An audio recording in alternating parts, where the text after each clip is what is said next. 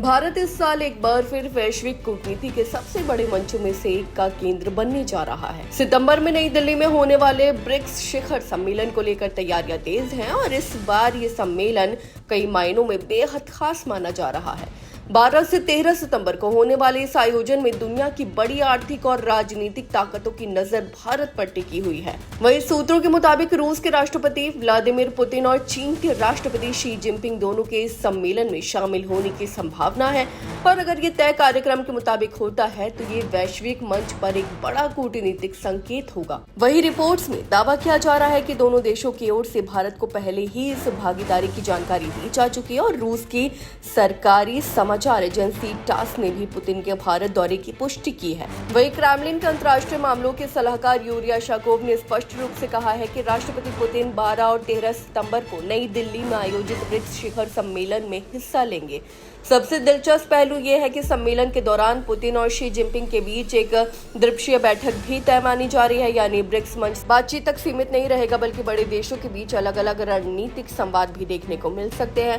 ये वैश्विक राजनीति के संतुलन के लिहाज से काफी अहम माना जा रहा है। गौर करने वाली बात यह भी है कि अगर ये दौरा होता है तो एक साल के भीतर पुतिन का ये दूसरा भारत दौरा होगा। इससे पहले वो दिसंबर 2025 में भारत आए थे जब उन्होंने 23वें भारत रूस वार्षिक शिखर सम्मेलन में हिस्सा लिया था।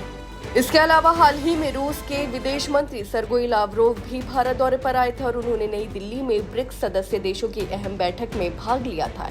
इससे साफ है कि भारत और रूस के बीच कूटनीतिक संवाद लगातार मजबूत हो रहा है। वहीं आपको बता दें कि इससे पहले क्षेत्रीय सहयोग को लेकर भी गतिविधियां बढ़ी है। 31 अगस्त और 1 सितंबर को किर्गिस्तान के बिश्केक में शंघाई सहयोग संगठन यानी SCO का सम्मेलन होने जा रहा है, जिसमें प्रधानमंत्री नरेंद्र मोदी और राष्ट्रपति पुतिन दोनों के शामिल होने की संभावना जताई जा रही है।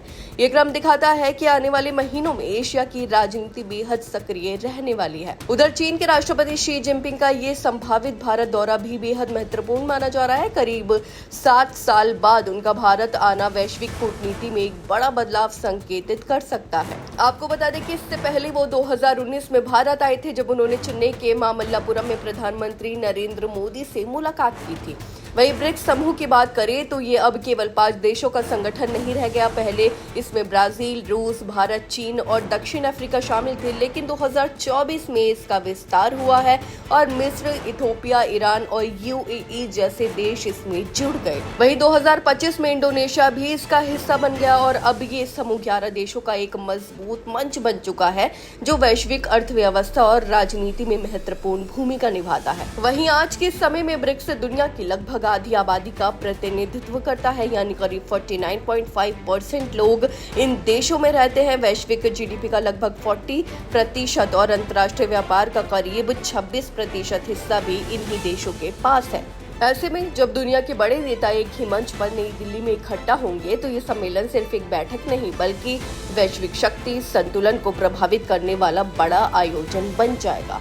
आपकी इस बारे में क्या राय है, हमें कमेंट करके जरूर बताएं। फिलहाल इस खबर में बस इतना ही और ऐसे ही तमाम खबरों को देखने के लिए देखते रहिए भारत एक्सप्रेस।